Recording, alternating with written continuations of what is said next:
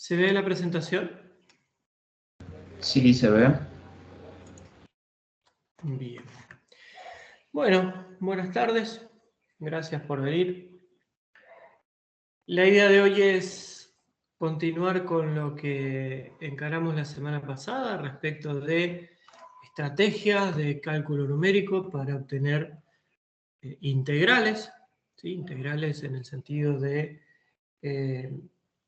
fundamentalmente el valor del área bajo la curva, ¿no? Entonces, hablamos de integrales definidas y de valores numéricos para esas integrales que generalmente se dan en un intervalo finito, ¿sí? Puede haber casos especiales donde el intervalo sea semi-infinito porque determinadas funciones lo admiten, pero generalmente vamos a estar hablando siempre de un valor numérico para el área bajo la curva, ¿sí?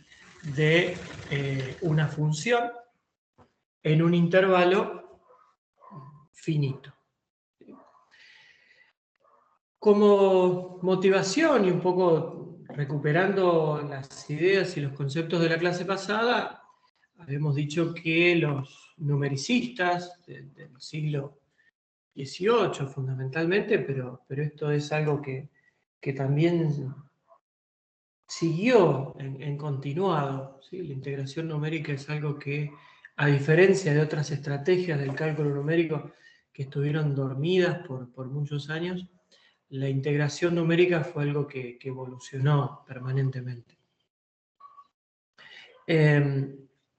Entonces, desde el principio, una de las motivaciones era encontrar expresiones para, no expresiones, sino valores para las integrales de aquellas funciones, ¿sí?, que no eran analíticas, ¿sí? Es decir, aquellas funciones que no tenían una primitiva identificable como para aplicar el teorema fundamental del cálculo y encontrar esa primitiva y evaluarla en los extremos del intervalo para encontrar el valor numérico de la integral. Entonces, a partir de eso se fueron dando otras aplicaciones. Por ejemplo, cuando, como bien dice ahí, las primitivas son excesivamente complejas. Entonces, la evaluación de la función implica demasiado costo computacional si lo único que se pretende es lograr un valor numérico para la integral. Y entonces la estrategia por excelencia, y no por excelencia, sino una estrategia que se puede nombrar como la estrategia general, ¿sí?, es la idea de aproximar la función, ¿sí?, por una que la aproxime y que la integral de esa función aproximante sea muy fácil de calcular, ¿sí?, o a veces trivial de calcular, ¿sí? Entonces, esa estrategia es la que fuimos desandando en al menos 3 métodos que discutimos la clase pasada, y hoy vamos a discutir, vamos a seguir discutiendo el que vimos, que era el de Simpson, que vimos a medias la clase pasada, y vamos a discutir uno de muy alto rendimiento, como es el método de los puntos de Gauss. Entonces, el primer método que discutimos en la clase pasada tenía que ver con reemplazar o con adjudicar a esa función g, ¿sí?, que era el aproximante de la función f, una función continua por tramos, ¿sí?, constante, ¿sí?, de orden 0. Entonces, teníamos que si en el intervalo reemplazábamos la función f por una función constante a tramos igual a su valor mínimo, obteníamos el método que se conoce como suma inferior. Y si definíamos esa función g a tramos como el máximo o el supremo en ese intervalo, ¿sí?, obteníamos el método que se conoce como suma superior. Entonces, habíamos dicho que estos métodos eran desde la teoría bastante útiles, ¿sí? Sobre todo porque nos permitían de alguna forma tener una cota superior y una cota inferior al valor exacto, ¿sí? La suma inferior, por más chico que uno haga el h, ¿sí? Siempre va a tener estas regiones, ¿sí? Sin ser tenidas en cuenta, entonces la aproximación al área siempre va a ser por defecto. Y ocurre lo homólogo con el tema de la suma superior. Siempre vamos a tener estas áreas acá que van a ser sobrantes y la suma superior va a cometer un error por exceso. A medida que hagamos tender el h, es decir, la longitud de estos intervalos, es decir, la distancia que hay entre estos puntos, donde uno subdivide la función, a medida que hagamos tender ese h a 0, ¿sí? Esta función va a tender al valor exacto por derecha y esta va a tender al valor exacto por izquierda, ¿sí?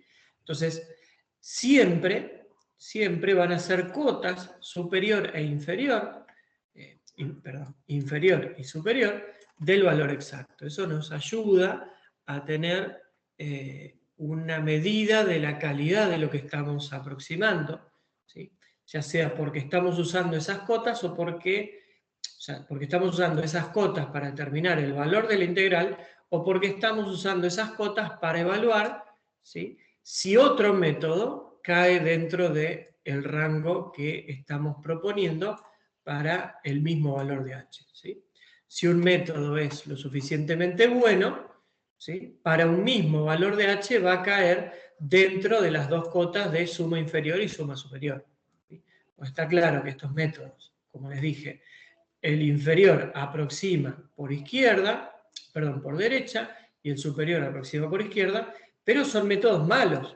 Entonces, si sostenemos este mismo h, pero en lugar de tener esta aproximación de orden 0, lo cambiamos por una aproximación de orden 1, como podría ser trapecio, ¿sí? O por una aproximación de orden 2, como podría ser Simpson, ¿sí? Como sería una aproximación de orden 2 acá, tendría una parábola que seguiría más o menos bien esto, ¿sí?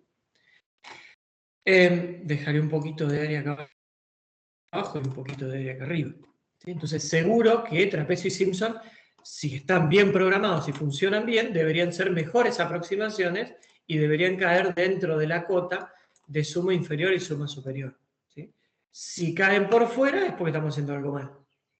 Y de última, esa puede ser la utilidad que tienen, desde el punto de vista práctico, la suma inferior y la suma superior, ¿sí? Chequear la validez de algo que estamos programando, de algo que estamos empleando, ¿sí? Para saber si ese valor que efectivamente nos está informando nuestro método tiene sentido, ¿sí? Si cae por fuera de este rango, ¿sí? Es porque algo está mal, ¿no? ¿Por qué estos métodos eran imprácticos? Para terminar de redondear todo lo que dijimos el lunes pasado, porque implican una búsqueda, ¿sí? Si estas funciones, como en estos casos, no son monótonas crecientes o monótonas decrecientes, hay que buscar en cada intervalo dónde está, ¿sí? El supremo, ¿sí? Y todas esas búsquedas, como ustedes ya sabrán a esta altura de la carrera, tienen un costo alto, ¿sí? Si esas funciones son monótonas, crecientes o decrecientes, los puntos van a ser fáciles de encontrar, van a estar todos a la izquierda o todos a la derecha. Pero no es el caso de una función generalizable para estos métodos, entonces van a tener un costo muy alto. Entonces, como dijimos, la alternativa inmediata a estas funciones de orden 0 era el método del trapecio, ¿sí? Era considerar una recta entre los puntos que determinaban el comienzo y el final del intervalo, ¿sí? No me salió muy recto, ese tampoco. Entonces, en lugar de trazar esta recta horizontal, como hacemos en suma inferior y suma superior, lo que hacemos es unir los dos puntos con una recta, ¿sí? y eso claramente, fíjense que acá, va a generar el incremento de este área o el decremento del error, ¿sí? Voy a seguir sin tener en cuenta esto que está acá arriba, ¿sí? Entonces el método sigue siendo mejorable, pero mejora. Y para discutir esa estrategia, lo que hicimos fue plantear esta idea, que es extremadamente inteligente, ¿sí? Y es la de aproximar la función a través de un polinomio en cada uno de los intervalos. De manera que nuestra función va a ser una combinación lineal, ¿sí?, de la evaluación de la función, ¿sí?, en cada uno de los puntos del intervalo que estemos considerando, ¿sí? Si es un trapecio, vamos a estar considerando solo al principio y al final, van a ser nada más que 2 puntos, ¿sí? En ese caso, n va a valer 1. Entonces, vamos a evaluar la f en uno de esos puntos, en el otro punto, y vamos a integrar, ¿sí?, el polinomio de Lagrange correspondiente a esos puntos, ¿sí?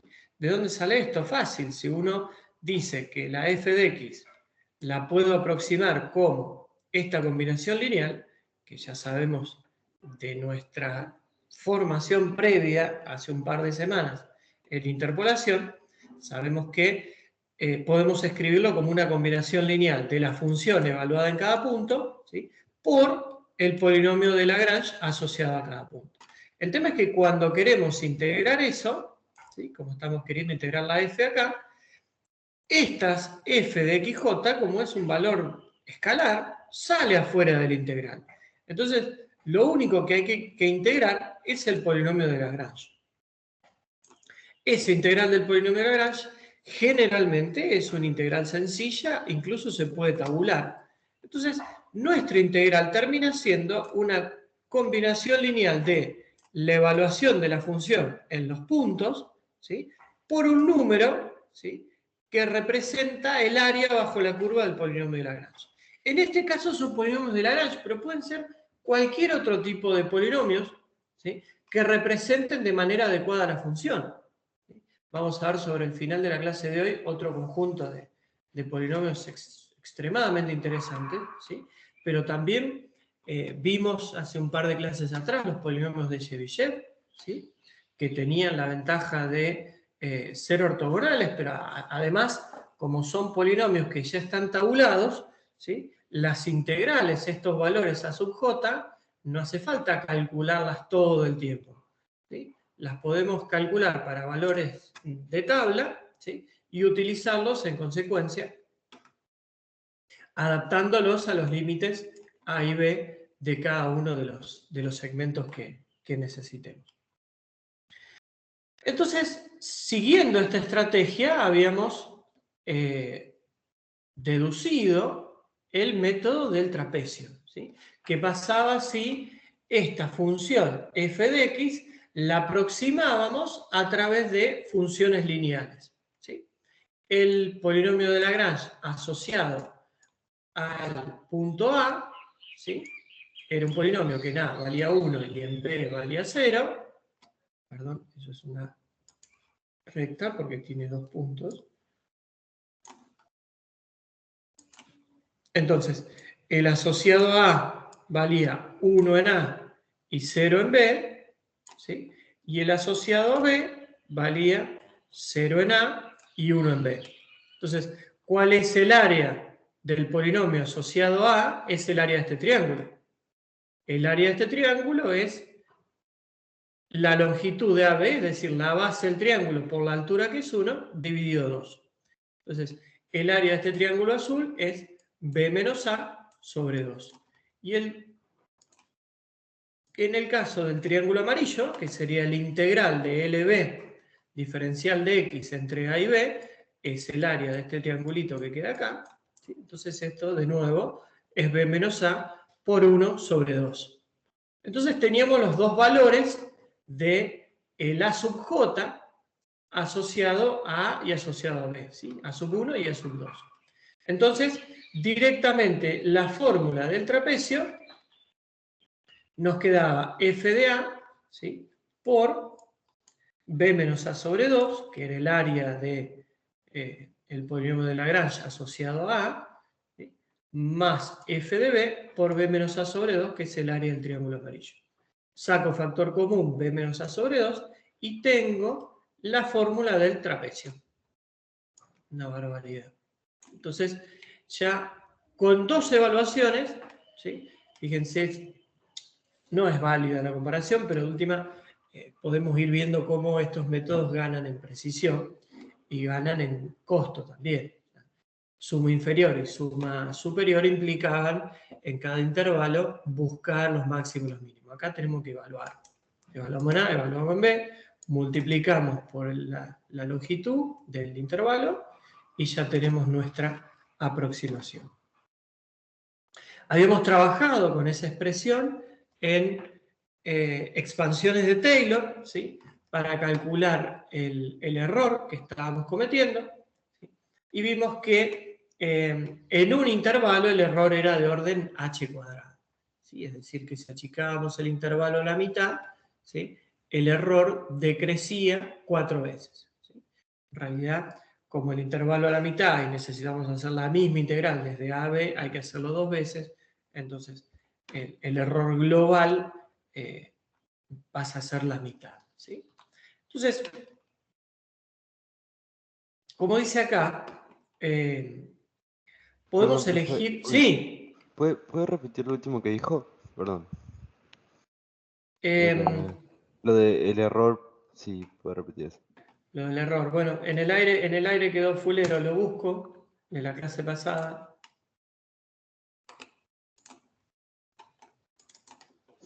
Venía con, o capaz se está refiriendo a lo del H, capaz. Sí. Ah, Cuando escribimos las expansiones de Taylor para estimar el error del trapecio, ¿sí?, llegamos a esta expresión. ¿Sí? H² por xn menos x0 sobre 12 por f segunda en zeta. ¿Sí? Esta es la expresión. ¿Se ve ahí la presentación de la clase pasada? sí, pero... Ah, bien. Entonces, como el error depende de h², ¿sí?, si yo achico el h a la mitad, bajo el error 4 veces. ¿Sí? Pero hay que tener en cuenta que si usamos un intervalo fijo, necesitamos después volver a resolverla. Entonces, ese error también se multiplica por 2, pero el error sigue siendo cuadrático. Si lo hacemos en un solo intervalo, ¿sí?, fíjense que la expresión del error, ¿sí?, termina teniendo un término h³. ¿Sí? Pero ese h³ implica tomar el intervalo completo. ¿Sí? Después lo vemos cuando deduzcamos esto también para Simpson. Se va a ver cómo ese h³, cuando uno lo generaliza en un intervalo grande, regala un h y pasa a ser h² porque aparece este factor que está acá, ¿sí?, que es la longitud del intervalo. ¿Sí? Pero en definitiva, esta regla de trapecio, ¿sí?, tiene precisión cuadrática, ¿sí?, pues depende de un h², y a su vez, ¿sí?, depende de la derivada segunda de la función que estemos integrando. ¿Sí? Entonces, se cumple algo que es por demás intuitivo. ¿Sí? Si la función es lineal, su derivada segunda va a ser 0, de manera que el error también va a ser 0. ¿Sí?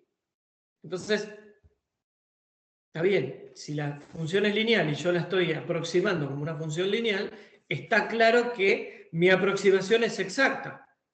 Entonces, esa interpolación que hice no tiene error, por lo tanto, integrar esa función interpolante, ¿sí?, es idéntica a integrar la función original. ¿Sí? Pero podría haber otro caso de funciones con derivada segunda nula, ¿sí?, y también que al integrarlas con un polinomio, cometamos error 0.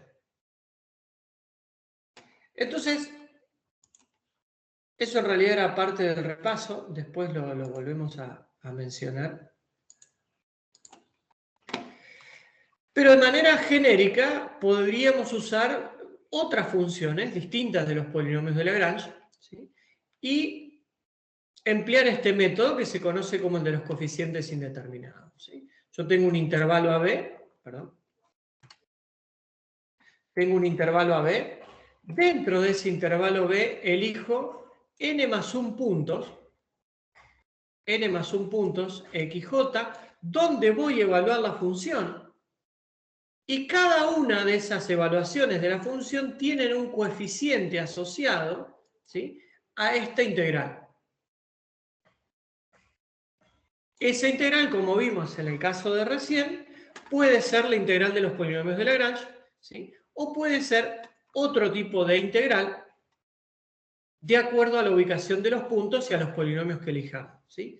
Pero, en cualquier caso, para encontrar estos coeficientes, ¿sí?, a partir de la ubicación de estos puntos, ¿sí?, hay que sacar unas cuantitas, ¿sí? Podría ser tranquilamente que uno use polinomios de Lagrange, pero no en los puntos donde la simetría indica. Si yo tengo un intervalo AB, dije que con los polinomios de Lagrange de orden 1, ¿sí?, centrados en A y centrados en B, podía calcular la integral. Pero puedo tomar el intervalo AB y tomar otros polinomios de Lagrange en algún otro lugar del intervalo. Podría dividir el intervalo en 3, ¿sí?, y tomar esos puntos que me quedan en los tercios centrales y usar los dos polinomios de Lagrange que tengo ahí para hacer la integral. Y voy a tener un resultado equivalente, ¿sí? Equivalente en términos de complejidad. Después tendré que ver si es equivalente en términos de error. Realmente se eligen cosas simétricas, ¿sí?, porque cuando uno hace las expansiones de Taylor le saca bastante ventaja a esas cosas y hay varios términos que se cancelan. Como vamos a ver ahora el caso de la regla de Simpson, cuando elegimos 3 puntos. Si elegimos esos 3 puntos de manera simétrica y lógica, si quieren, ¿sí? Elegimos un extremo, el extremo A, el otro extremo, el extremo B, y el punto medio, ¿sí?, el C. ¿Está? Puedo elegir el C que no sea el del medio, puedo elegir A y B que no sean en los extremos, ¿sí?, siempre y cuando yo utilice la integral de los polinomios de Lagrange asociados a esos puntos, ¿sí? Pero como les decía, me va a dar más trabajo y probablemente cuando saque las cuentas de el cálculo del error en términos de las expansiones de Taylor no tenga tanto éxito como el esperado. Sin embargo, esto le ha dado de comer a mucha gente, ¿sí?, respecto de qué puntos elegir y qué polinomios elegir para integrar, ¿sí? Hay, como les decía, en estos 300 años de cálculo numérico, en todas las épocas hubo gente dedicada a intentar elegir puntos, ¿sí?, ubicados de manera óptima y funciones para integrar en esos puntos, de manera de bajar el error, ¿sí?, en mayor medida que los métodos que existían anteriormente, ¿sí? Lo vamos a ver esto en los métodos de integración de ecuaciones diferenciales. Vamos a ver que hay métodos de quinto y sexto orden, ¿sí?, que datan de los años 60, 70, incluso hay algunos de los 80, ¿sí?, donde la gente seguía buscando dónde poner estos puntos y qué polinomios usar para integrar. No va a ser nuestro caso, vamos a comportarnos de manera mucho más predecible y vamos a poner el C en el punto medio del intervalo AB y vamos a usar los polinomios de Lagrange asociados a A, B y C, ¿sí? Entonces, ¿qué vamos a tener? Vamos a tener, como tenemos 3 puntos, vamos a tener parábolas. Vamos a tener una parábola asociada al punto A, ¿sí?, que en A va a valer 1, ¿sí?, y para valer 0 en C y en B va a tener que pegar la vueltita así, ¿sí? Lo mismo para la parábola asociada a B, va a valer 1 en B, ¿sí?, y va a valer 0 en A y en C. Y la parábola en C, ¿sí?, va a valer 0 en A, 0 en B y 1 en C. ¿Sí? Entonces va a tener esta configuración. Entonces vamos a ver cuánto da esta integral, ¿sí? La integral del polinomio asociado A. ¿Sí? Fíjense que como tiene una parte negativa y una parte positiva, debería dar más pequeña que la integral asociada a la parábola donde tomamos en el punto C. ¿Sí? Y también se ve por simetría que la integral de la parábola asociada al punto B va a dar más chico y va a dar lo mismo que la integral asociada al punto A. ¿Sí? Entonces, eso lo hicimos la clase pasada y vimos que la integral de la parábola asociada a daba b menos a sobre 6, que la asociada a b efectivamente daba b menos a sobre 6 y que la asociada a c también efectivamente daba 4 por b menos a sobre 6. Es decir, el área era más grande, ¿sí? Como estábamos esperando, porque esta parábola era toda positiva. ¿Sí? Entonces, teníamos nuestros tres coeficientes indeterminados y eso nos permitía escribir la regla de Simpson. F de A por B menos A sobre 6, más 4 F de C por B menos A sobre 6, más F de B por B menos A sobre 6. Sacábamos factor común B menos A sobre 6 y eso nos daba F de A más 4F de A más B sobre 2 más F de B. Esa era la regla de Simpson para un intervalo AB dividido al medio por un punto C. ¿Sí? Entonces, con esas tres evaluaciones teníamos otro método para el cálculo numérico del integral en un intervalo. Entonces, al igual que hicimos con trapecio, ahora vamos a intentar, a través de las expansiones de Taylor, calcular qué tipo de precisión nos vende la regla de Simpson centrada o simétrica. Vamos a hacer algo parecido a lo que hicimos la clase pasada. Vamos a escribir las expansiones de Taylor de la función aproximada, ¿sí? Es decir, el de la fórmula de Simpson, y vamos a escribir la expansión de Taylor de el valor exacto. ¿Sí? El valor exacto es f grande en a más 2h. ¿Por qué? Porque la f grande está definida como la integral de 0 a t de f de x diferencial x. Si uno escribe f, ¿sí?, en a más 2h, esto es igual a la integral, ¿sí?, a la integral desde a hasta a más 2h, ¿sí?, a más 2h, que en realidad es b. Pues estoy dividiendo el intervalo en dos porciones iguales de longitud h. De la f, de f de x, diferencial x. ¿Sí? Entonces, esto es f de a más 2h, esto me va a dar en realidad, ¿sí?, f de a más 2h menos f de a. Ese es el valor exacto. Acá no hay un igual. El valor exacto es f de a más 2h menos, ¿sí?, f grande en a. Ahora sí. Este es el valor exacto. F, sí. Me pregunta, ¿por qué lo hacen en 2H? Por una cuestión de notación, porque podría ser lo que h vale a b y después el c ubicado en h sobre 2. Claro. Es absolutamente equivalente. Lo importante es que de A a C hay lo mismo que de C a B. Puede ser un H o puede ser H sobre 2. Eso, incluso hay libros que lo definen así, digamos, que de A a B uno tiene H y de A a C uno tiene H sobre 2. Es exactamente lo mismo. Es para convenir algo nada más. ¿Sí? Lo importante es que el C esté en el medio. Entonces, bueno, este es el valor exacto. F en A más 2H menos F de A. F grande. ¿Sí? Eso es la integral de la F chica desde A hasta A más 2H. Que que es igual hasta, es lo mismo que decir desde A hasta B.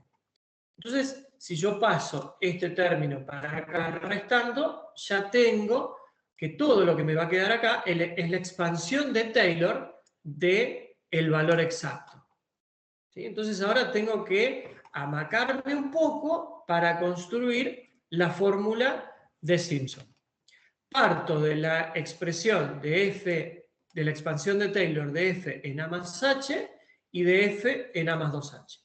La de f en A más h es conocida, f en A, f' por h, f segunda h cuadrado sobre 2, f tercera h cubo sobre 6, f cuarta h a la cuarta sobre 24, que es factorial de 4. Y f en A más 2h expandida, ¿sí? También alrededor de A, entonces parto de f de A. Como tengo el 2h, me van a empezar a aparecer acá potencias de 2. Primero me aparece 2 a la 1, entonces tengo 2f' por h, 2 al cuadrado, me queda 4, h cuadrado sobre 2, 8h cubo sobre 6, 16h a la cuarta sobre 24, 32 f quinta por h quinta sobre 120, y así. Entonces, tengo que sumar 4f de A más h más f de A más f de A más 2h. Entonces, si sumo estos dos que están acá, me conviene primero multiplicar este por 4 y después sumarle este. Cuando multiplique este por 4, me va a aparecer 4f de A, 4f', 4f segunda, 4f tercera, ¿sí? 4f cuarta y así. Y después que multiplico por 4, le voy a sumar un f de A. ¿Sí? Cuando le sumo un f de A, me van a quedar 5 f de A acá.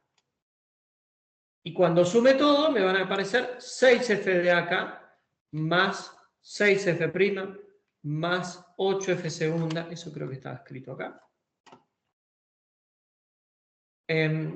Bueno, acá está lo que escribí de manera muy desprolija, ¿sí? En la filmina pasada. Esta es la expresión exacta, ¿sí? La integral entre A y A más 2h de f de x diferencial x es f grande de A más 2h menos f de A, ¿sí? Lo único que hago es, como les dije, pasar este restando al otro lado. Entonces, como les decía, multiplico por 4 f en A más h, me quedan todos los 4 que aparecen acá, y le sumo al que tenía abajo la f de A. Entonces f de A me va a aparecer 2f de A, ¿sí? Y lo otro me queda igual, porque lo único que hago es sumarle a este término que estaba acá, ¿sí? Acuérdense que cuando yo hice esta expansión tenía f de A y después las potencias, ¿sí? Pero como lo único que estoy sumando es este f de acá, todo lo que está de acá para allá queda idéntico. Entonces, tengo 4f de A más h, es esto que está acá, más f de A más 2h, esto que está acá, más f de A, esto que está acá. Si sumo estas dos cosas, tengo todo lo que está entre corchetes. Listo, la sumo. Esta viene acá, esta viene acá y esta viene acá.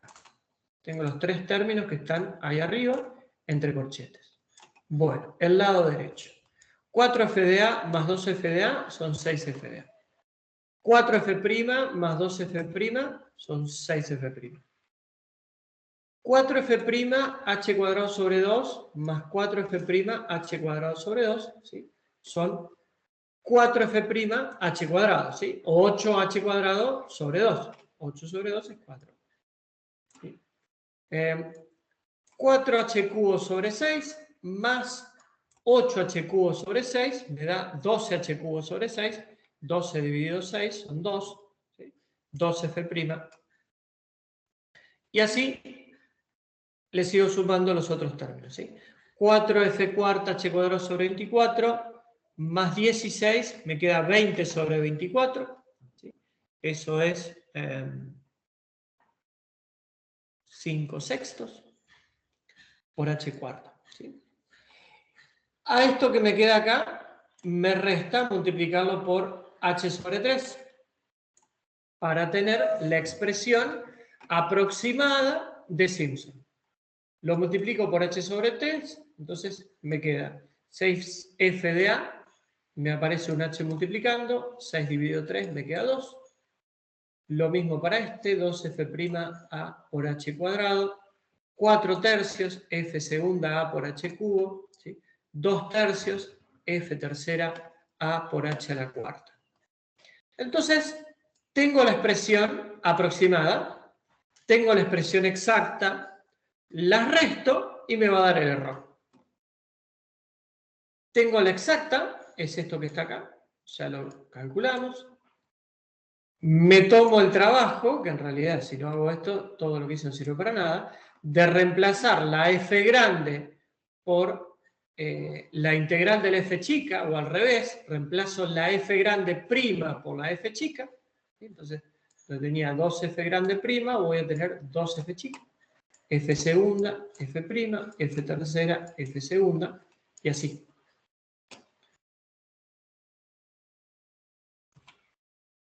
Y el valor aproximado, ¿sí? Que es el valor de Simpson, que dedujimos recién.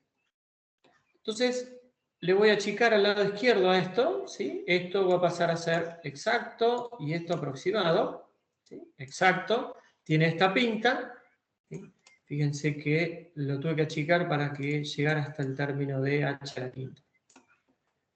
Acá me queda un doble más. Y el aproximado, ¿sí? También lo escribí hasta h a la quinta. ¿Por qué hasta h a la quinta? Fíjense que cuando resto, esto es igual a esto, esto es igual a esto, esto es igual a esto, sí. 8 dividido 6 es 4 tercios. Pumba. 16 sobre 24, divido los 2 por 8 es 2 tercios. Pumba. Y esto es, en definitiva, 32 sobre 120 menos 5 sobre 18. Eso me va a dar el error de Simpson, que es de orden h a la quinta. ¿Sí? Fíjense que agregué un punto, un solo punto, una sola evaluación respecto de lo que hice contrapecio. Y estoy saltando de h cubo a h a la quinta. Entonces acá, de nuevo, yo tengo un intervalo AB. Si achico el intervalo a la mitad, ¿sí? El orden baja 32 veces. Como esa integral, a ver, voy a tratar de hacer un dibujito. Si yo tengo esta integral entre A y B, ¿sí? Y defino esto como h, esto me va a dar un valor de integral para ese valor de h. Pero si yo achico el intervalo a la mitad, ¿sí?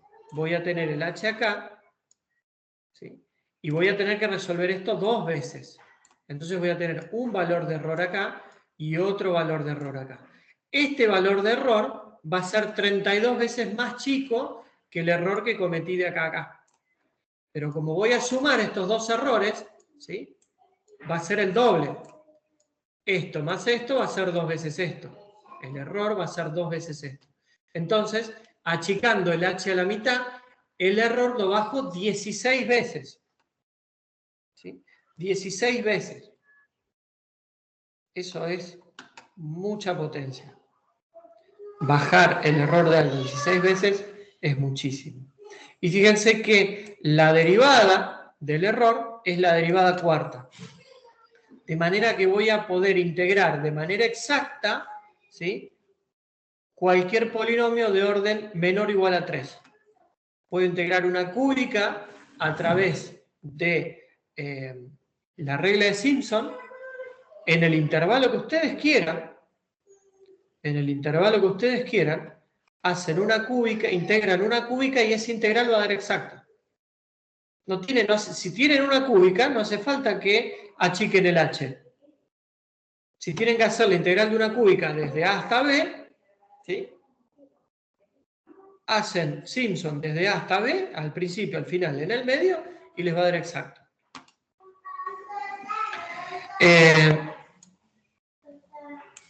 es muy potente. Solamente agregando un punto es muy potente. Y de hecho es lo que ustedes van a ver. Voy a tirar fruta, pero no tengo nada que soporte lo que voy a decir. Como se dice en Twitter ahora, no tengo evidencias y tampoco tengo dudas de que el 80% de los cálculos de área que hay programados por ahí están hechos usando reglas de Simpson. ¿Sí? Fíjense ustedes que en interpolación hablábamos muchísimo de la importancia de las splines de orden 3. Un spline de orden 3 se puede integrar sin ningún problema con Simpson. Entonces, a partir de eso y de muchas otras cosas, sobre todo por el costo ridículo que tiene Simpson, ridículo de bajo, lo van a ver muchísimas veces para calcular áreas, para aproximar integrales. ¿Sí? Es lo que más se ve porque es muy fácil de programar y porque la precisión que tiene generalmente cumple con los requisitos que se espera de la aplicación.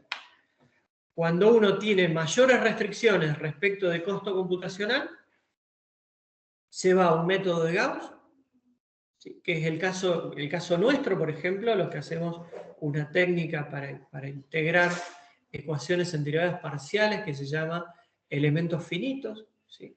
En elementos finitos se usa mucho la integración por puntos de Gauss, que lo vamos a ver sobre el final de la clase, porque ahí hay restricciones sobre el nivel de precisión. Con un costo computacional similar, Gauss nos da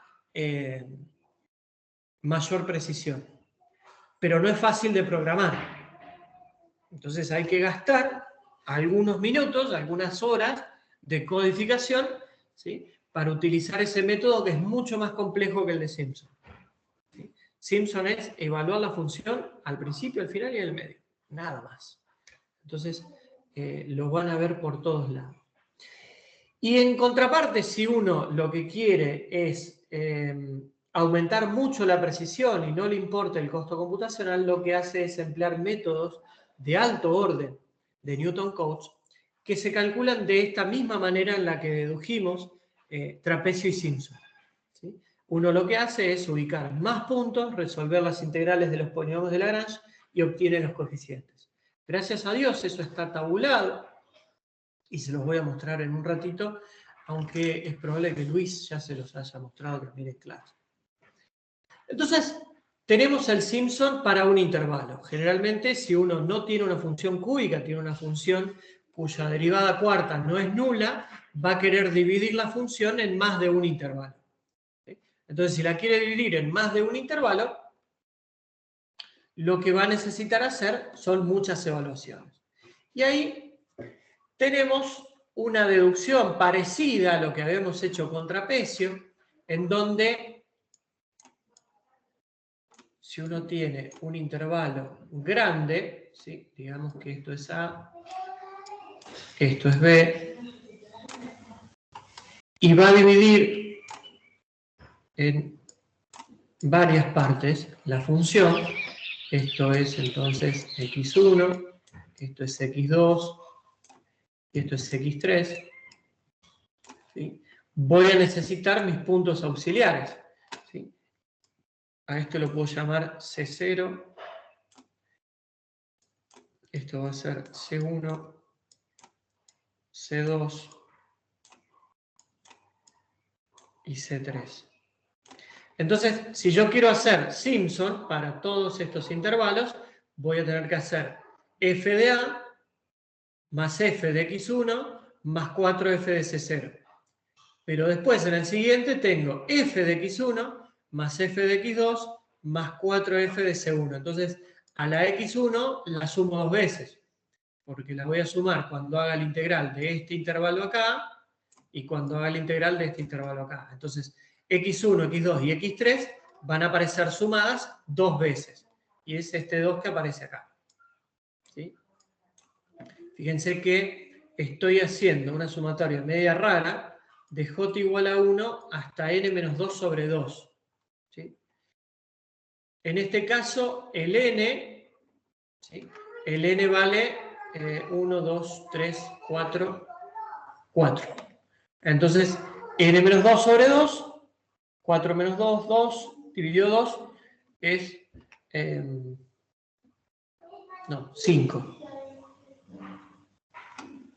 1, 2, 3, 4, 5. 5 menos 2, 3, 3 dividido 2 es 1,5. Entonces me hace que no está bien, que falta algo. Lo voy a revisar. Porque en definitiva, ¿qué puntos tengo que encontrar yo? A más 2h, que es el x1. A más 4h, que es el x2. A más 6h, que es el x3. ¿Sí? Entonces, esto tiene que llegar hasta 6. Entonces, esto es 5 menos 2 por 2. Por 2. Ah, no, entonces está acá. Es n menos 2 directamente. Entonces, si es n menos 2, tengo 5 menos 2, 3. Voy a tener j vale 1, 2 y 3. Y es lo que necesito para llegar a x1, x2 y x3. A más 2h, A más 4h y A más 6h. Este está mal. Y acá necesito sumar los C0, C1, C2 y C3. Estos aparecen una sola vez porque no comparten intervalo como x1, x2 y x3. ¿Sí? Entonces se limitan a aparecer con el 4 de cada uno de esos intervalos. ¿Sí? Y acá, ¿qué voy a necesitar? A más h, que me va a dar C0, A más 3h, que me va a dar C1. ¿Sí? Entonces, J va desde 1, ¿sí? Para el caso del C0, hasta 1, 2, 3, 4, 5, 6, 7. Para que me dé 7 es 3, de nuevo. 2 por 3, 4. 2 por 4, 8, menos 1, 7. Entonces, acá, en realidad, J va de 1 a 3. ¿Sí? A 4, perdón. Entonces esto es n menos 1. No sé por qué está todo tan mal acá.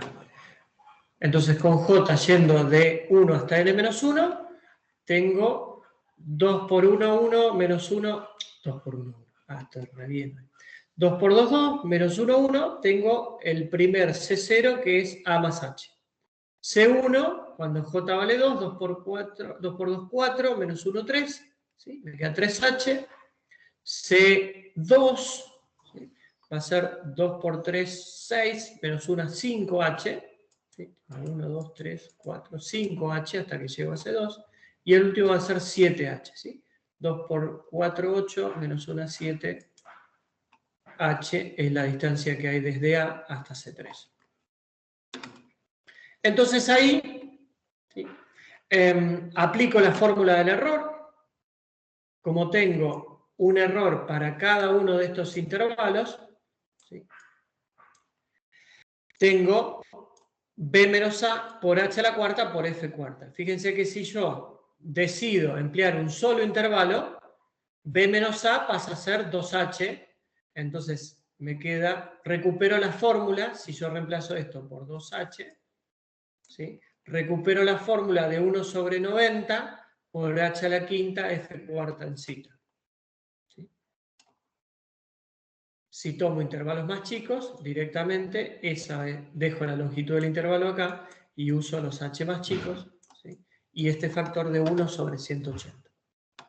Entonces, este es el error, ¿sí?, que obtengo a la hora de aplicar Simpson compuesta, ¿sí? Es decir, una función que la divido en varios intervalos, ¿sí? En este caso es uniforme, si no la cuenta es mucho más difícil, ¿sí? Utilizamos siempre el mismo H para ir de A a C0, de C0 a X1, de X1 a C1 y así, ¿sí? Entonces, tenemos estas dos reglas basadas en la estrategia de utilizar las integrales de los polinomios de Lagrange como coeficientes indeterminados. Y tenemos dos fórmulas de error, ¿sí? Una fórmula de error de orden h cuadrado para el trapecio con derivada segunda y una fórmula de h a la cuarta con derivada cuarta para el caso de Simpson, ¿sí? Resulta que a medida que uno va necesitando mayor precisión, puede seguir haciendo lo mismo, es decir, plantear, en lugar de tener un punto en el medio, ¿sí? A lo mejor puedo plantear 3 puntos, ¿sí? Y planteo dividir el intervalo en quintos, ¿sí? Y busco mis polinomios de Lagrange de orden 4 asociados a cada uno de estos 5 puntos. Entonces integro esos polinomios de Lagrange y voy a obtener los coeficientes de esa fórmula. De nuevo, hago las expansiones de Taylor, resto, ¿sí? Y voy a obtener algún tipo de fórmula de error. Afortunadamente no lo vamos a seguir haciendo, porque ustedes ya tuvieron dos buenos ejemplos de cómo se hace.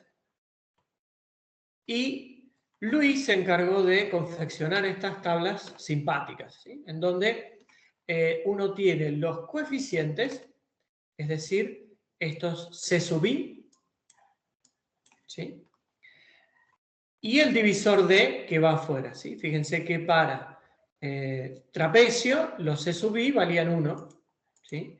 Y el divisor 2, ¿sí? Teníamos un medio de F en A, ¿sí? Más F en B, ¿sí? Entonces ahí los dos valían un medio, ¿sí? Por B menos A.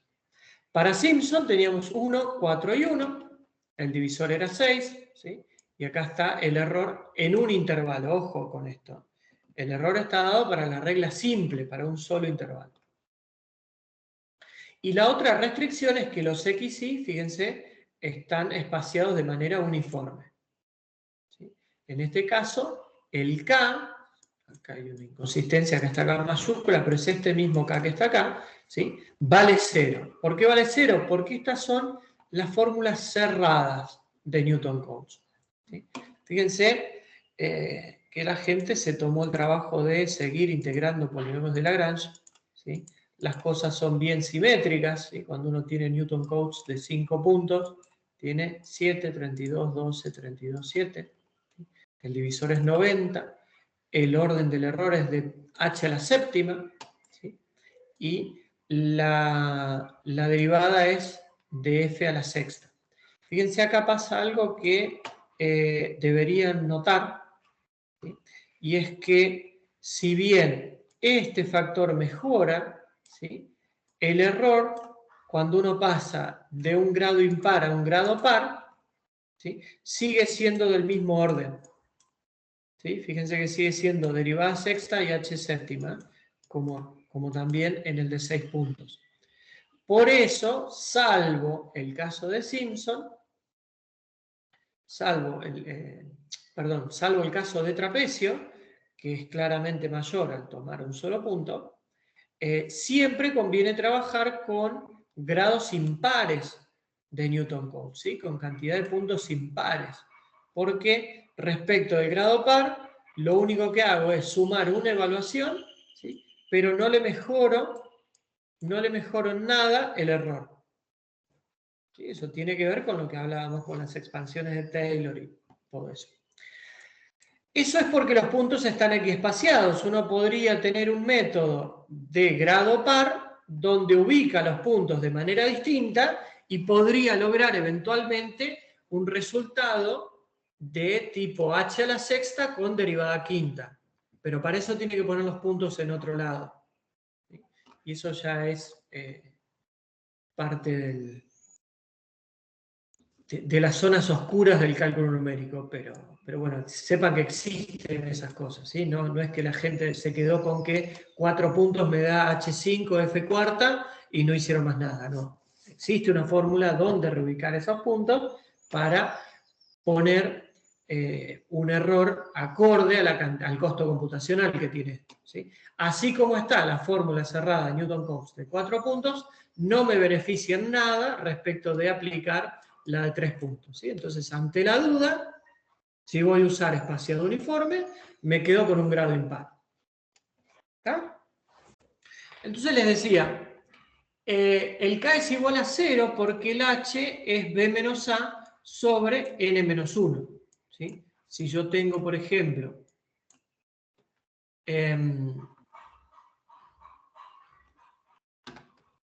dos puntos, ¿sí? El caso más trivial, tengo acá, B acá, ¿sí? H es A menos B. Es decir que H es, perdón, B menos A sobre N menos 1, porque el K en los métodos cerrados vale 0. ¿Sí? Si lo divido al medio y tengo que H es B menos A sobre 2, N vale 3, 3 menos 1, 2, y así está. Calculo el H con esta función N más 2K menos 1 con K igual a 0, es decir, B menos A sobre N menos 1. Y lo mismo acá, ¿sí? Este K vale 0, por lo tanto, los X y están ubicados en A más I menos 1 por H. ¿Sí? ¿Por qué todo este lío del K? Porque si uno utiliza esta misma fórmula, puede trabajar con las fórmulas de Newton-Cotes abiertas. ¿Qué son las fórmulas de Newton-Cotes abiertas? Fíjense esta gráfica que me costó bastante encontrar, por eso puse la fuente, a pesar de que la adapté un poco. Ustedes tienen esta partición de esta función f de x con estos 4 puntos en estos 3 intervalos de longitud h. Un intervalo de una estrategia cerrada de Newton-Cotes implica utilizar estos 4 puntos. ¿Sí? Pero una estrategia abierta de Newton-Cotes, ¿sí?, requiere utilizar solo estos puntos. Y por eso se le llama estrategia abierta. ¿Sí? Porque no estoy usando en las estrategias abiertas de Newton-Cotes, no voy a utilizar los extremos del intervalo. Voy a utilizar información de la parte central del intervalo, ¿sí?, y con esa información voy a estimar la integral que queda por fuera de esos puntos, ¿sí?, hasta que llego al intervalo. ¿Está? Eso quiere decir regla de Newton-Cotes abierta. ¿Sí? Y vamos a ver que esto tiene mucho sentido cuando uno quiere integrar ecuaciones diferenciales que evolucionen más allá de donde estoy parado. ¿Sí? Pero eso lo vamos a empezar a ver la clase que viene. De todas formas, fíjense, si uno tiene estos 4 puntos, el K para las reglas abiertas vale 1. ¿Por qué? Si yo tengo entonces esa separación que teníamos recién, donde tenía 2 puntos centrales, uno como acá,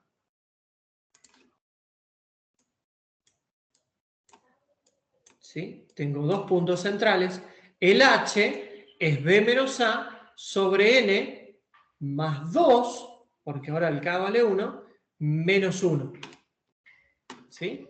Entonces el H, ¿sí?, vale B menos A sobre N, en este caso 1, 2, 3, 4, más 2, 6, menos 1, 5. El N... Exacto. Entonces, ese H es mucho más chico en las fórmulas de Newton-Cotes, a pesar de que tengo más puntos. ¿Sí?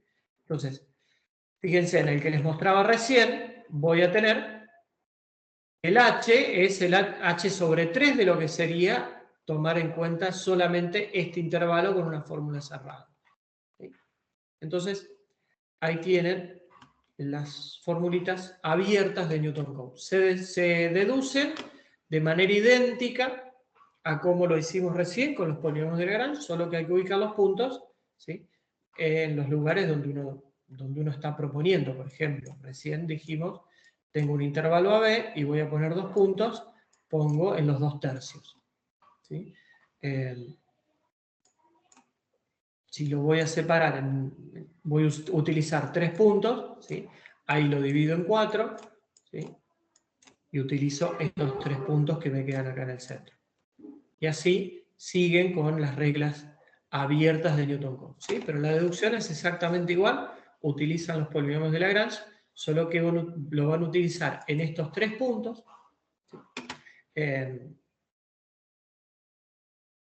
Y por supuesto que van a ser bastante menos precisas, ¿sí? También se cumple esto de que los grados impares tienen mejor rendimiento, ¿sí? Esto es de nuevo porque uno está utilizando el H uniforme, ¿sí? Fíjense, 5 y 6 tienen términos de orden similar, ocurre lo mismo con 3 y 4, ¿sí? Pero en definitiva, estas fórmulas de Newton-Cotes cerradas y abiertas, ¿sí?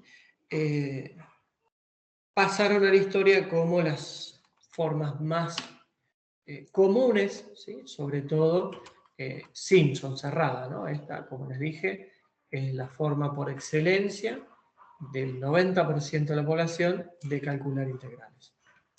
Profe, Sí. una pregunta, ¿y por qué la harías abierta? ¿O cuál es la ventaja? Pues supongo que va a haber una ventaja. Bueno, en realidad siempre es una desventaja no poder evaluar algo en los extremos del intervalo, ¿sí? Ante la duda, si uno tiene la posibilidad de usar un método cerrado y uno abierto, definitivamente elige uno cerrado, ¿sí? Pero imagínate, por ejemplo, como vamos a ver la clase que viene, que uno está integrando una ecuación diferencial en el tiempo, ¿sí? Uno está parado en t y necesita saber lo que va a pasar en t más delta t. Entonces yo no tengo el valor de la función en t más delta t. De hecho es lo que quiero calcular. Entonces lo que voy a hacer, mi primera aproximación, va a ser utilizar un método abierto donde no tengo ese valor en t más delta t, ¿sí? Porque sí tengo el valor en t y en t menos delta t y en t menos 2 delta t, ¿sí? Tengo todos los valores hacia la izquierda, pero necesito calcular cuánto vale sin saber cuánto vale el valor siguiente hacia la derecha. Entonces ahí estoy obligado a usar un método abierto. No es que lo elijo porque tengo ganas. Si tengo las dos posibilidades, ante la duda voy a usar un método cerrado. ¿Está? Perfecto, profe. Bien. Entonces, para terminar,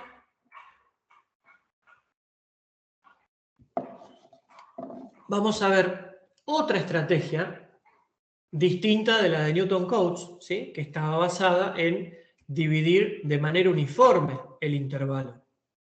Vamos a ver que si uno elige otras posiciones XJ distintas de las que elige Newton-Cotes, puede obtener mejores rendimientos en términos de precisión.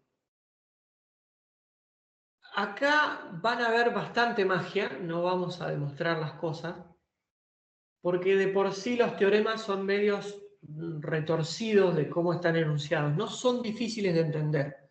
Una vez que ustedes rayan un par de problemas van a entender los teoremas y les van a parecer muy intuitivos, pero así enunciados como están, ya son bastante retorcidos. Entonces no les quiero agregar la complejidad de andar demostrando cosas. Porque además yo terminaría haciendo exactamente lo mismo que el libro. Entonces, si van al libro y quieren ver la demostración y no la entienden, me escriben y lo discutimos, o los ayudo, compartimos ese camino para entender las demostraciones, ¿sí? Pero transcribir acá lo que dice en el libro era medio inútil en términos de energía. Prefiero que gasten su energía en entender qué es lo que dicen los teoremas respecto de esto.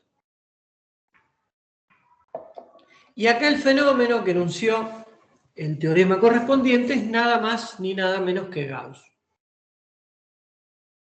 Dice Gauss que si uno logra encontrar, ¿sí? Si uno anda por la vida y se encuentra con un polinomio Qx de grado n más 1, de manera que la integral de ese polinomio Qx multiplicado por el monomio x a la k, con k yendo de 0 hasta n, imagínense que q es un polinomio de orden 5, Entonces, n vale 4, entonces k va de 0 a 4.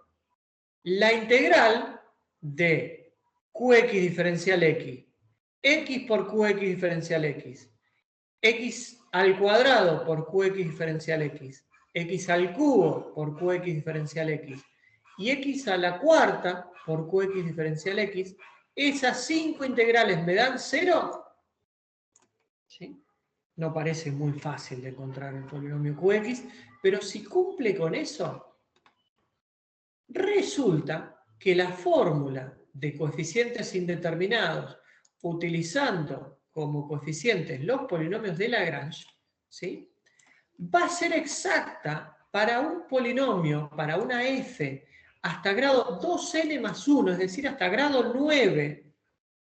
Hasta grado 9, para el ejemplo que dimos con q de quinto grado, si los xy son los ceros de ese polinomio qx.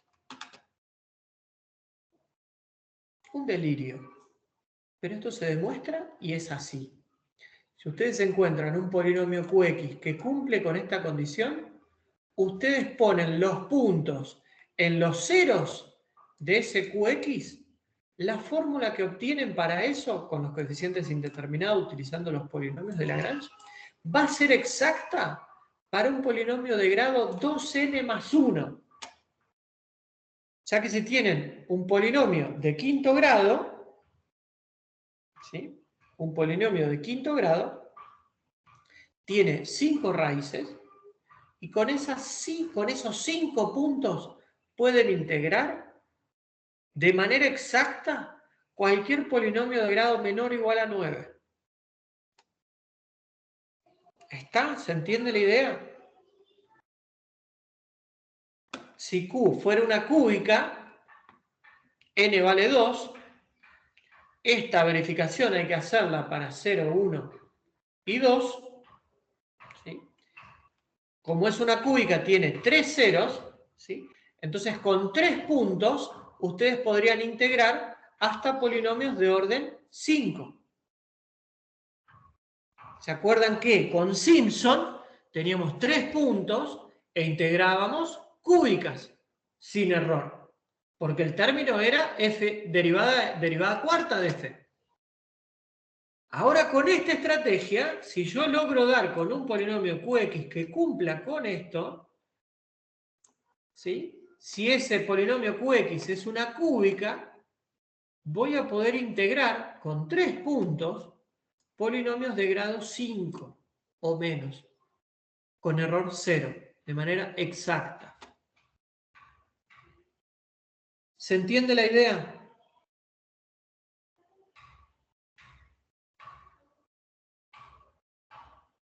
O sea, y, profe,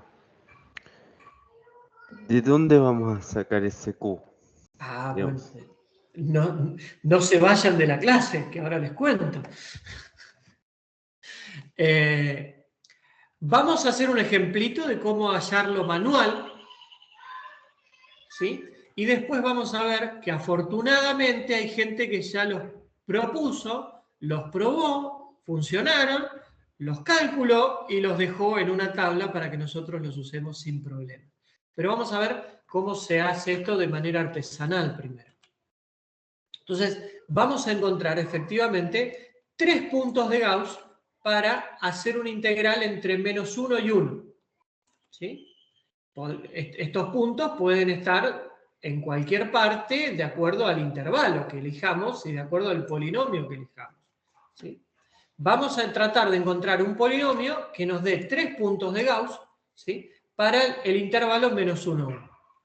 Entonces, como son 3 puntos, vamos a proponer una cúbica para Qx. Una cúbica tiene esta forma. 4 coeficientes, C0, C1, C2, C3. ¿Sí? Entonces ahora tengo que cumplir las condiciones de que la integral de menos 1 a 1 de Qx me dé 0, que la integral de menos 1 a 1 de xqx me dé 0, que la de x cuadrado qx me dé 0.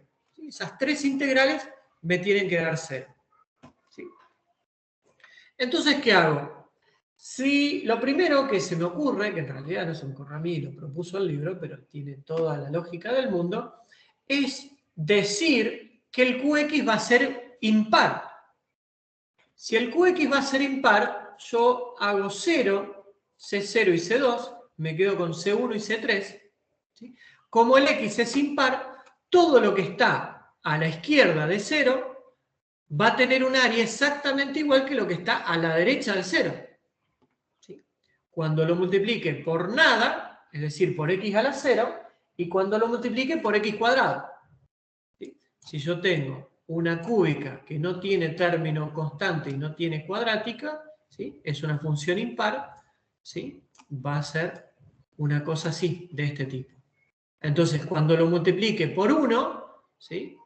El área entre 1 y menos 1, ¿sí? Es 0 porque este área es idéntica a este área. ¿Por qué es simétrica? Porque le maté estas dos cosas. Cuando la multiplique por x cuadrado, la voy a estar multiplicando por una función que es par y positiva. ¿Sí? X cuadrado vale esto. Entonces, si a esto lo multiplico por algo positivo, me va a dar algo idéntico a lo que tengo del otro lado, ¿sí? Es decir, no va a cambiar ni la magnitud ni el signo de esto. Entonces va a seguir siendo impar, ¿sí? Va a seguir siendo impar, y el área se me va a compensar a izquierda y a derecha. Entonces me va a dar 0. Entonces, matando el C0 y el C sub 2, me aseguro de que la integral de menos 1 a 1 de QX diferencial X y la integral de menos 1 a 1 de X cuadrado QX diferencial X valen las dos 0. Entonces me queda una sola condición, y afortunadamente me quedan dos coeficientes. ¿Sí? Si me quedara una condición y un coeficiente estaría bien. Si me quedara una condición y ningún coeficiente estaríamos en el horno. Pero por suerte tengo una condición y dos coeficientes. Eso me indica que voy a tener infinitos QX. Bueno, pero primero hay que calcular C1 y C3. ¿Cómo calculo C1 y C3? Bueno, escribiendo la condición. X por QX integrada entre menos 1 y 1. ¿Sí? Esto me va a quedar C1x cuadrado más C3x a la cuarta diferencial X. Eso tiene que valer 0, es la condición. Integro eso, tengo C1x cubo sobre 3 más C3x a la quinta sobre 5, evaluado entre menos 1 y 1. Cuando reemplazo, ¿sí? Voy a tener, ¿sí? Como son potencias negativas, el menos 1 me va a quedar menos 1, entonces me va a dar el doble. ¿Sí? Acá tenía un tercio, me va a aparecer 2 tercios, acá tenía un quinto, me va a aparecer 2 quintos. Entonces tengo esta condición magnífica. 2C1 más 2 tercios C1 más 2 quintos C3 es igual a 0. Entonces tengo infinitas soluciones para resolver mi problema y encontrar QX. La más, no sé si es la más, pero una bastante trivial es plantear que C1 vale menos 3 y C3 vale 5. ¿Sí? Podría ser 3 y menos 5 o cualquier otra cosa que siga esa misma proporción. Pero estos dos lo cumplen, entonces tengo que mi Q1 vale menos 3x más 5x cubo. Ese polinomio QX cumple, ¿sí? Con las condiciones que pide el teorema de Gauss. Entonces tengo 3 puntos, ¿sí? 3 puntos, n más 1 es 3, por lo tanto n vale 2.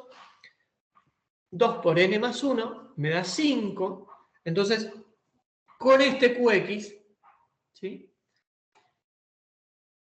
Tengo los ceros donde voy a poder ubicar esos 3 puntos que me van a integrar de manera exacta cualquier polinomio de orden 5 o menor entre menos 1 y 1. ¿Sí? Acuérdense que yo partí de la premisa de que iba a usar el rango menos 1, 1. Si yo cambio este rango, voy a obtener otro polinomio con otros coeficientes. Pero para menos 1, 1, sí. Entonces lo que yo tengo que hacer ahora es hallar las raíces de ese polinomio. Sí. Y luego generar un polinomio de grado Porque son 5 puntos total los dos extremos más todos los del medio. No, los extremos no. Ah, hacemos no, solo los No, del no, medio. los extremos no. Solamente los tres polinomios de Lagrange que te van a generar esos tres ceros. Integrando esos polinomios de Lagrange alrededor de esos tres ceros, vas a obtener los tres coeficientes, los 3a sub j. Entonces ahí tenés los 3 puntos donde hacer la evaluación y los 3 pesos para cada una de esas evaluaciones. ¿Sí? Eso es lo que decía el teorema. ¿Sí? Los xy, ¿sí?, son los ceros de qx. ¿Sí? Fíjate que esta sumatoria va de 0 hasta n. ¿Sí? El n vale 2 en este caso, entonces esto va de 0 hasta 2, tengo 3 puntos, que son los 3 ceros de qx. Y estos, los a sub i, son los 3 polinomios de Lagrange alrededor de esos 3 puntos xy. Ok, perfecto. Entonces, como bien decías, tengo el polinomio, tengo que calcular los ceros. El primer cero es fácil y está en 0, ¿sí? Porque el x es factor común, entonces saco factor común ese x, el primer cero está en 0. Y el otro 0 me va a quedar menos 3 más 5, x cuadrado igual a 0. Paso el menos 3 al otro lado, me queda raíz de 3 quintos, ¿sí?, más menos raíz de 3 quintos. Estos son los 3 ceros de la función. Listo, hago los polinomios de Lagrange en esos 3 puntos y los integro. ¿Sí? Esos me van a dar los coeficientes A0, A1 y A2. ¿Sí? Y como decíamos, como repetimos, ¿sí?, para cualquier polinomio de orden menor o igual a 5, me va a dar exacto en el intervalo menos 1, 1. ¿Sí? Pensé que estaban calculados acá. Bueno, los pueden calcular de tareas o esperar al final de la clase, en donde van a ver que ya están calculados. ¿Cuánto dan las Profe, integrales de los polinomios de Lagrange asociados a estos 3 puntos? Sí. una pregunta. Y, digamos, pero normalmente, porque esto sabemos que va a ser exacto para uno menor o igual a 5. Sí. Pero yo supongo que en muchos casos no sabemos, digamos, si no sabemos, digamos, la fórmula no sé, de la experiencia que estamos observando, digamos. De la F. Claro. Claro. Generalmente, Y por lo general no es polinómica, por supongo. lo general no es polinómica, ¿sí? Pero de a tramos puede tener una muy buena interpolación con un polinomio de orden 3 o 4, si querés, como un spline. ¿Sí? Si fuese el Claro. caso del spline, me decís, bueno, pero entonces uso Simpson. Perfecto. ¿Sí? Pero esto te está dando un plus de 2 grados más que Simpson. ¿Sí? Entonces a lo mejor con la spline no te alcance, pero si vos tenés un buen interpolante de orden 5 para ese intervalito, ¿sí?, porque en realidad lo que hacemos nosotros en la práctica, por ejemplo, es usar puntos de Gauss en intervalos, ¿sí? O sea, no lo usamos no agarramos 3 puntos e integramos toda la función. ¿Sí? A la solución a nuestro problema o a las funciones que intervienen en la construcción de la solución de nuestro problema, la dividimos en lo que nosotros llamamos elementos, y en cada elemento usamos los puntos de Gauss. Entonces, cuando uno mira en el chiquito esa solución, que puede ser cualquier cosa, ¿sí?, en el elemento, en el chiquito, a lo mejor un polinomio de orden 5 es un buen interpolante, pero en ese segmento, ¿sí? Entonces uno usa puntos de Gauss en cada uno de esos segmentos, ¿sí? No usa 3 puntos de Gauss para interpolar una función entera en todo el segmento de toda la solución. ¿Sí? Sobre la última clase, cuando vemos diferencias finitas, a lo mejor podemos volver a esto y quizás se entienda un poco mejor. Pero es totalmente válido lo que vos decís. En un problema complejo, como nos suele dar la vida, la solución a un problema no es un polinomio de orden 5, ni mucho menos. Pero si uno puede dividir el dominio del problema en intervalos más chicos, dentro de ese intervalo, aproximar ese pedacito de solución con un polinomio de orden 5 puede llegar a no estar tan mal. pero es muy buena tu observación. No sé si se entiende mi argumento. Sí, sí. Bien. Entonces, como les decía, quedó de tarea acá, pensé que lo había hecho, pero no lo hice, encontrar las integrales de los tres polinomios de Lagrange, ¿sí? Alrededor de menos raíz de 3/5, 0 y raíz de 3/5. ¿Sí? Fíjense que yo tenía el intervalo original de menos 1 a 1, hay 1 en el punto medio, afortunadamente esto es simétrico, ¿sí? Pero el otro punto no está. Ni acá en el medio, ¿sí? No está ni en un medio, ni en la punta, ni nada. Está en raíz de 3/5. Entonces, ¿cuánto es raíz de 3/5, numéricamente hablando?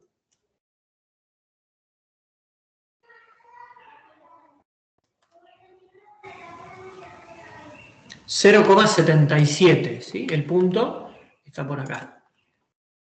¿Sí? De hecho, es un número irracional, ¿no? Hay que evaluar la función en un lugar irracional. Eso puede llegar a ser un problema también. Hay que redondearlo, seguro.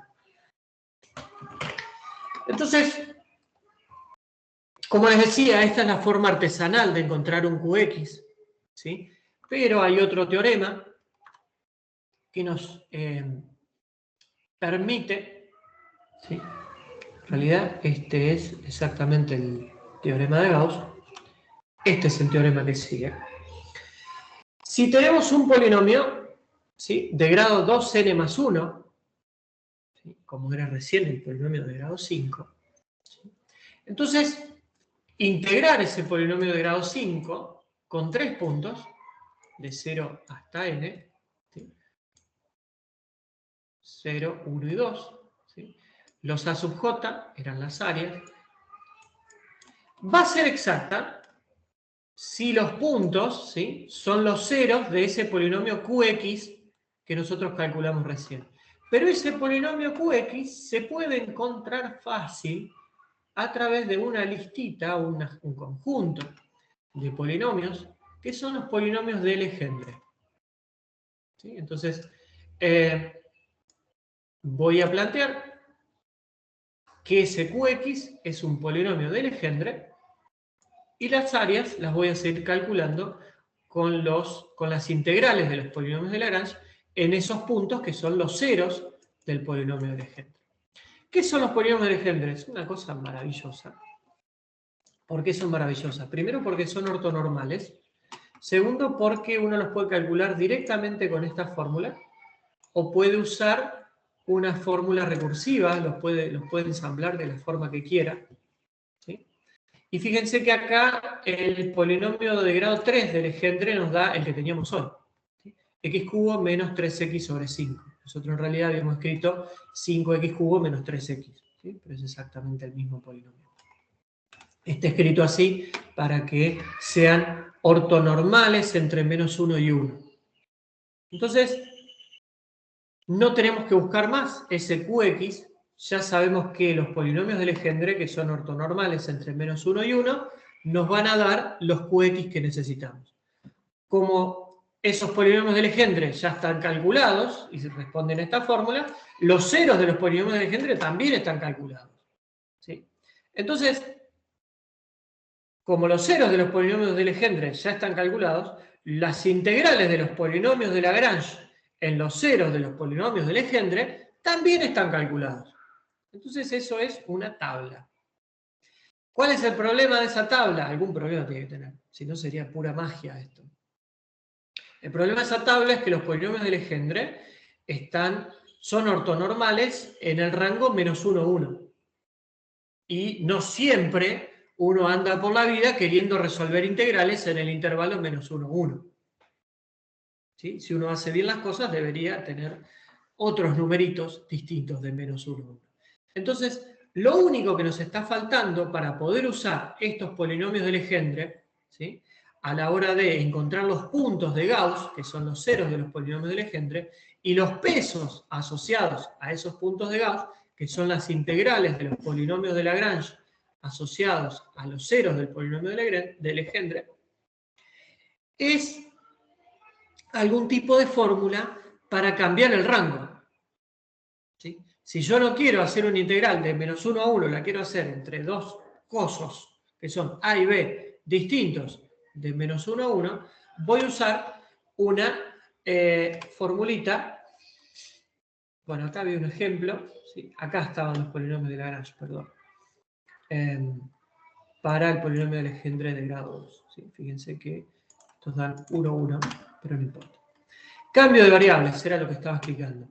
Cuando uno quiere hacer un integral entre A y B, puede aplicar directamente esta fórmula de cambio de variables y utilizar los datos que ya están tabulados para los ceros del polinomio de Legendre y para el integral de los polinomios de Lagrange asociados a esos puntos.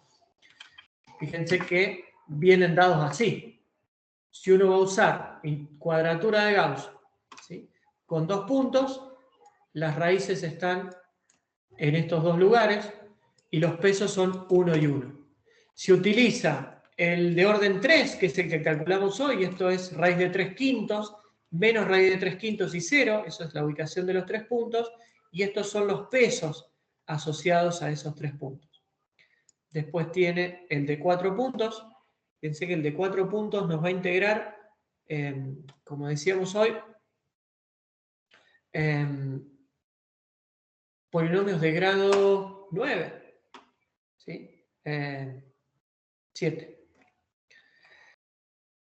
Pero vamos al ejemplo del cambio de variables, ¿sí? Vamos a hacer esta integral, en lugar de hacerla entre menos 1 y 1, va a ser entre 0 y 2. ¿Sí? Y tenemos una cúbica, por lo tanto, con 2 puntitos nos tiene que alcanzar. Entonces, hacemos ese cambio de variables. ¿Sí? La integral va a ir de 0 a 2, entonces b vale 2 y a vale 0. ¿Sí? Reemplazo 2 menos 0, dividido 2, f, b menos a, 2 menos 0, t más b más a, t más 2 más 0, todo eso sobre 2. ¿Sí?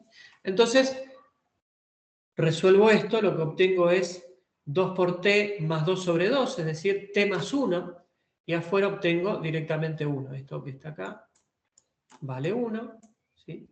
Y esto que está acá adentro me queda t más 1. Entonces, la integral de 0 a 2 de x cubo más x cuadrado va a ser equivalente a la integral de menos 1 a 1, ¿sí?, de t más 1 cubo más t más 1 cuadrado.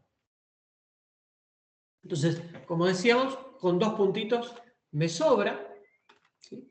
Esos 2 puntitos, según la tabla, están acá. ¿Sí? Esto, como estaba escrito ahí, que no le di pelota, es raíz de 1/3, más o menos raíz de 1/3. Entonces, evalúo la función en menos raíz de 1/3 y lo multiplico por el peso. ¿Cuál era el peso? Según la tabla, el peso es 1.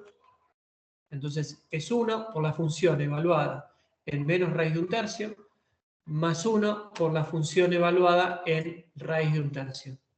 ¿Sí? La función evaluada es menos 1/3 más 1 cubo, menos raíz de 1/3 más 1 al cuadrado. ¿Sí? Esta es la f en x1, esto que está acá. El a0 vale 1, el a1 vale 1, y la función evaluada en x2 es esto que está acá. ¿Sí? Raíz de 1/3 más 1 al cubo más raíz de 1/3 más 1 al cuadrado. Hacen la cuentita y esto les da 20 tercios, que efectivamente si resuelven la integral y reemplazan los límites, van a ver que da chanta, como el teorema lo estaba prediciendo. ¿Sí? Mastíquenlo con calma, vuelvan a ver la presentación, hagan los ejemplos que están en el libro. ¿Sí? Como les decía, no metí demostraciones porque hubiese sido infinito el ruido, porque ya de por sí los teoremas son medios difíciles de entender. ¿Sí? Se le suma una cuestión de nomenclatura entre distinguir cuáles son los polinomios de Legendre, los ceros de los polinomios de Legendre, ¿sí?, los polinomios de Lagrange asociados a esos ceros de los polinomios de Legendre. Hay todo muy enredado, así que mastíquenlo con calma, tomen sus notas, vuelvan a ver el libro, pero van a ver que una vez que puedan hacer un par de ejemplos, van a ver que esto de la cuadratura de Gauss es magia pura, ¿sí? Tiene una potencia terrible. se utiliza muchísimo, es el método que terminó imponiéndose en todo lo que es cálculos de integrales para diversas aplicaciones. Como les decía, nosotros en lo que hacemos diariamente usamos cuadratura de Gauss, lo usamos intensivamente porque tiene esta ventaja de dar muchísima precisión respecto de un costo computacional muy bajo o comparativamente bajo respecto de los métodos de Newton-Cotes, ¿sí? Por otra parte, como verán, ¿sí? La tabla está para intervalos -1, 1, y uno nunca está haciendo evaluaciones en los extremos, ¿sí? Entonces funciona también como método abierto. Funciona también como método abierto y eso es muy importante, ¿sí? Para integraciones temporales es un poquito más raro verlo, pero cuando uno tiene cosas que ya sabe que son estables, lo puede usar y eso tiene mucha potencia. Por eso terminamos por hoy. Espero que no la hayan pasado tan mal. No sé si alguien tiene alguna pregunta.